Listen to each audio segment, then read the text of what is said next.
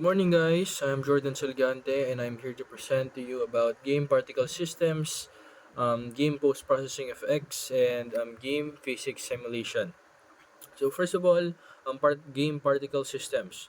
The definition of this is the particle systems are used to simulate fuzzy phenomena such as the effects like fires, smoke, rains, explosions, and magic effects by using small, simple particles.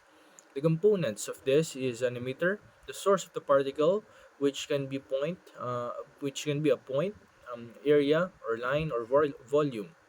The particles itself, of course, individual elements that make up the effects, each with properties like position, velocity, lifespan, color, and size.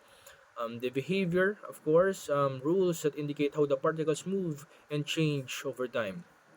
The properties of this is the initial conditions, of course, the position of it, the velocity, size, and color, the lifetime or how long it is, how long the particle exists before disappearing, the forces, the gravities, the wind, and other forces affecting the particle motion, like if you're jumping, or the gravity, the collision, interaction of particles with environment, and of course, the application of this is in like fire, smokes, explosion is for visual effects. Environmental effects is the rain, snow, dust, spells or energy beams or sparkles. Is like the magic effects in your games. So the types of particle system is CPU based. Particles are processed by the CPU itself, suitable for complex interactions and simulations. The GPU base is the particle processed by the GPU for a higher number of particles and faster performances.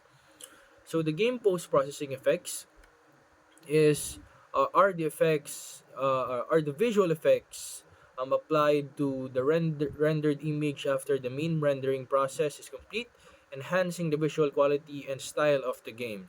The common effects of this is the bloom creates a glow around the bright areas. The motion blur simulates a blurring effect on the movement of the object or the character.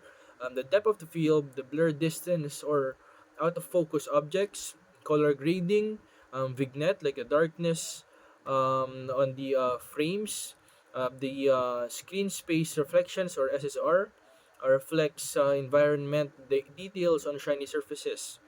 The pipeline is the render target, the initial rendered image, effect passes, multiple passes to apply different effects, the final composition, the combination of all effects into the final image. The implementation of this is for shaders, small programs that run on the GPU to apply effects, post processing stack, a sequence of effects applied in a specific order. So now we have the game physics simulation. The physics simulation is in games involves using mathematical models to replicate physical behaviors like collision, gravity, and fluid dynamics to create realistic interaction in the game world. So the key concepts of this is rigid body dynamics simulates solid objects that don't deform. Soft body dynamics simulates deformable objects like cloth or jelly. Particle physics simulates small discrete particles. Collision detection determines when objects are intersect. Collision response determines how objects are react to collisions. The components of it is the colliders defines the shape of the objects for collision detection. The rigid bodies represent some objects affected by physics. The forces like gravities, friction, and applied forces.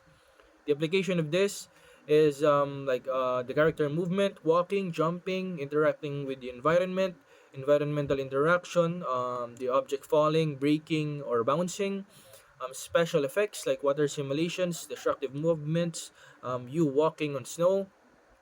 The physics engines are the popular ones are like Box 2D. It is a 2D physics engine.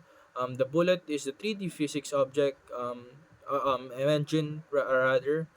Havoc widely used in AAA games. The Physics X, NVIDIA's physics engine used for GPU acceleration. And the integration of this is physics engines are integrated into game engines like Unity and Unreal Engine.